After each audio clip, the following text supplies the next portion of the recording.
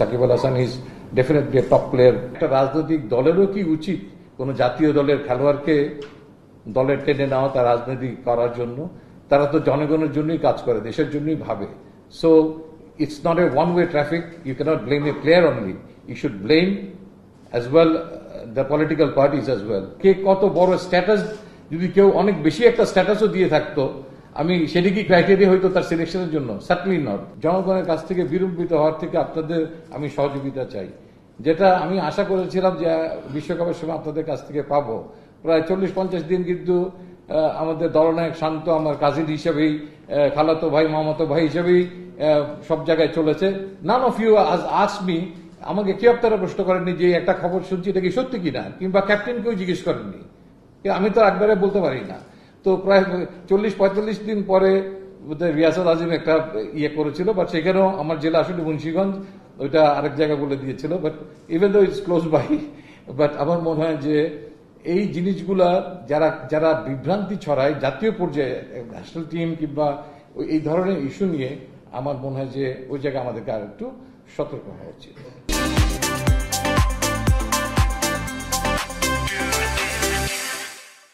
আমি মনে আপনাকে বলেছি যে তিনি 8টা যে টেস্ট ম্যাচ হবে আপ টু, যেটা আমরা ওয়েস্ট ইন্ডিজ দিয়ে শেষ করবো ডিসেম্বরে, সবগুলোতে তিনি অ্যাভেলেবল থাকবেন এবং তিনি নিয়মিতভাবেই প্র্যাকটিস সেশনে আসবেন। হ্যাঁ, এখানে যেন প্র্যাকটিস সেশনে সবারই, প্রত্যেকটা খেলোয়াড়, বিদেশি কর্মকর্তার নিরাপত্তা একটা ইস্যু থাকে। দ্যাট ইজ ডেফিনেটলি বর্তমান পরিস্থিতির আলোকে সেটাকে তো দেশকে এনশিওর করতে হবে, because Shakib Al Hasan is definitely a top player বাংলাদেশের। এখানে হয়তো আপনাদের অনেকেই আমাকে ফোন করেছেন, প্রশ্ন করেছেন যে সিলেকশনের ক্ষেত্রে আমরাও সিলেক্টররা ভেবেছি অনেক অনেক ইস্যু ছিল, বিকজ তিনি একজন রাজনৈতিক ব্যক্তিত্ব ছিল বিসাইড প্লেয়ার। তো আমরা সেটা নিয়ে ভেবেছি, বাট তার সিলেকশনটা হচ্ছে তার খেলার মেধার উপরে। তো সেই ক্ষেত্রে আমরা যে জিনিসটা ইউজুয়ালি করি সেটাই আমরা করেছি, তার মেধার জায়গাটাকেই আমরা সমুন্নত রেখেছি। প্রত্যেকটা প্লেয়ারের ক্ষেত্রেই এটা হয়। তো সেটাকে বিবেচনা করি তিনি দলে আছেন, এবং আগামীতেও আমি মনে করি যদি আমরা সিলেকশন প্যানেলে থাকি তো আমরা মেধাটাকেই গুরুত্ব দিব সবসময়। আর যে সংস্কারের ছোঁয়া লেগেছে, আমার বিশ্বাস যে নিশ্চয়ই এই ধরনের কিছু প্রসেস ঠিক করা হবে, যে কেউ জাতীয় দলে থাকা অবস্থায় রাজনীতি করতে পারবেন কিনা। এই কথাটা যেমন কালকে হয়তো সোহান বলেছে, but at the same time আমার এটার সঙ্গে এডিশনালি আমি একটা বার্তা দিতে চাই, একটা বক্তব্য রাখতে চাই। সেটা হচ্ছে যে সংস্কার দুই জায়গায় হতে হবে। খেলোয়াড়ের জন্য যেমন তিনি যোগদান করতে পারবেন কি পারবেন না রাজনৈতিক দলে, জাতীয় দলকে সার্ভ করার সময়, তার পাশাপাশি যে রাজনৈতিক দলগুলোর কনস্টিটিউশন কিংবা সংস্কার নিয়ে কথা বলছে এই ইন্টারিম গভর্নমেন্ট, সেখানে একটা রাজনৈতিক দলেরও কি উচিত কোন জাতীয় দলের খেলোয়াড়কে দলের টেনে নেওয়া তার রাজনীতি করার জন্য? তারা তো জনগণের জন্যই কাজ করে, দেশের জন্যই ভাবে। So it's not a one way traffic. You can't blame a player only, you should blame as well the political parties as well. আমি ভবিষ্যতের ব্যাপারে আমি আমার বক্তব্য দিলাম, হয়তো আমার চিন্তা ভাবনাটা আমি একটু শেয়ার করলাম। আপনি ভাবনার কথা বলেছেন, তিনি আমাদের ভাবনায় আছেন, এবং তার ফেরার কথাটা যেহেতু আপনি বলেছেন, তিনি কিন্তু এ টিমের হয়ে এখন পাকিস্তানে অবস্থান করছেন এবং তিনি দুটো লঙ্গার ভার্সন ক্রিকেট অংশগ্রহণ করছেন। এখানে আপনি একসঙ্গে তো মিডল অর্ডারে তার জায়গা তো নেই। আপনি তাহলে আমাকে একটা কথা বলেন যেখানে আমি কাকে বাদ দিতে পারতাম। এটা আমি আপনাকে প্রশ্ন করলাম। মমিনুল আছে, সাকিব আল হাসান আছে, মুশফিকুর রহিম আছে, লিটন দাস আছে। So that unfortunately 17 member team করলে হয়তো তাকে আমি রাখতে পারতাম, বাট আমার মনে হয়েছে যে টিমে রাখার থেকে তিনি যদি এই টিমের হয়ে আরো পরিপক্ক হন, তাহলে যে কোনো সময় তিনি আরেকজন খেলোয়াড়কে রিপ্লেস করতে পারবেন। বর্তমানের স্পোর্টস মিনিস্ট্রি ব্যাপারে অবহিত আছেন এবং তাদের থেকে নিশ্চয়ই আমাদের প্রধান নির্বাহী কোনো দিক নির্দেশনা পেয়েছেন। আসলে এটার একটা গাইডলাইন আসা উচিত সংশ্লিষ্ট প্রত্যেকটা ফেডারেশন কিংবা বোর্ড থেকে। আমি মনে করি যে সেই ক্রাইটেরিয়ায় আপনি যদি খেলাও থাকে, আপনার যদি রাজনৈতিক কর্মকাণ্ড থাকে, আপনি কোনটাকে প্রায়োরিটি দিবেন, দ্যাট বিকামস এ ইস্যু।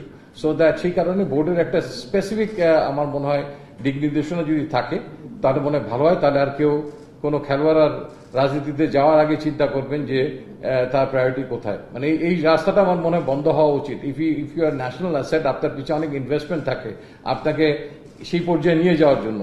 তারপর অলওয়েজ সাডেন যখন আপনার খেলোয়াড় হিসেবে দেশকে আরো সার্ভিস দেওয়ার সুযোগ আছে, অলওয়েজ সাডেন আপনি যদি মানে কোন রাজনৈতিক ক্যারিয়ার যদি এমন হয় আপনি বিল্ড আপ করে এসছেন, that is different. Always sudden আপনার জাস্ট পজিশনের আলোকে যদি আপনি শিফট হয়ে যান সেখানে, আমার মনে হয় সেটা হলে দেশই বঞ্চিত হয় আলটিমেটলি। যারা রাজনীতি করেন তারা তো দেশের জনগণের জন্যই করেন, দেশের জন্যই করেন, দেশের পতাকার জন্যই করেন। সো মাই পয়েন্ট ওয়াজ, তাদের যেমন ভাবনার বিষয় আছে যে একটা প্লেয়ারকে যেখানে আরেক জায়গায় খুব ভালো সার্ভ করছে তাকে আপনি নেবেন কিনা, না উচিত কিনা, ঠিক একইভাবে একটা খেলোয়াড়কেও তার প্রায়োরিটি সেট করা উচিত। মানুষ ভুল করে, আবার তার শুধরানোর সুযোগ আছে। আমি মনে করি যে সাকিব আল হাসান কিংবা অন্য খেলোয়াড়, যে কোনো খেলোয়াড়ই হোক, তিনি যদি কোনো ভুল করে থাকেন তার পথ চলার মধ্যে, আমার মনে হয় তাকে তার নিজেরই একসময় বোঝার সুযোগ হবে তিনি কোথায় ভুল করেছেন এবং সঠিক ট্র্যাকে তিনি আবার নিজেকে নিয়ে আসতে পারবেন। আর সোশ্যাল মিডিয়ার কথা আপনি বলেছেন, সোশ্যাল মিডিয়ার একটা ইম্প্যাক্ট তো থাকেই।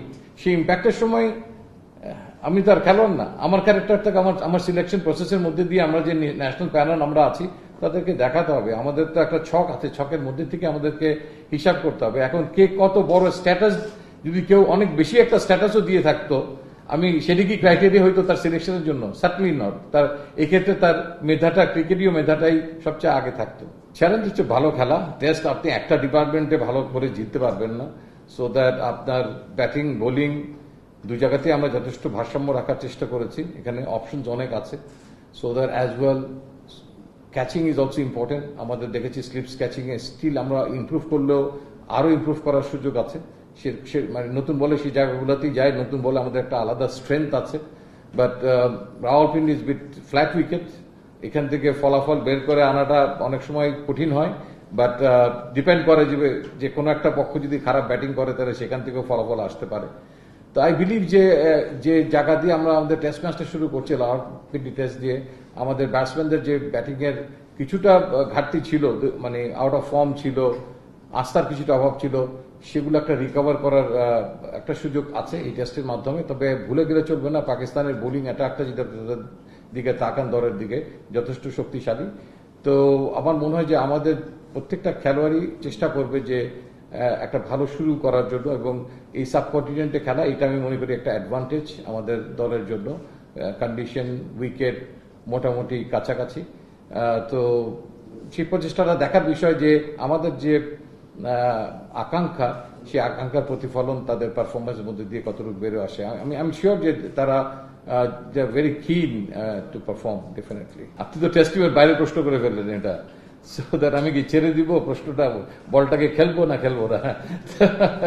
তো এটা আসলে আগে যা ছিল সেটা ছিল, আমরা জানতাম যে প্রেসিডেন্ট সাহেবের সঙ্গে তামিম ইকবালের একটা বৈঠক হবে, বৈঠক হওয়ার পরে এই ব্যাপারে সিদ্ধান্ত আসবে, সেই সিদ্ধান্তের আলোকে আমরা আমাদের কাজটা শুরু করতে পারবো। তবে আমার মনে হয় যে যেহেতু অনেক কিছুই বদলে যাচ্ছে, সো দ্যাট সেই আলোকে নিশ্চয়ই তামিম ইকবালের অ্যাটলিস্ট মতামতটা তো তার সঙ্গে কথা বলে আমার জানার ক্ষেত্রে কোনো অসুবিধাই নেই। দেখেন ওখানে জাতীয় দলেরও বেশ কিছু খেলোয়াড় গিয়েছিল আমাদের, এবং ওয়ান ডে ক্রিকেটে আছে সেখানে, যদিও এটা বাইরে আমি প্রশ্নটা তাও নিলাম, আপনি ইয়াং ম্যান প্রশ্ন করেছেন একটা।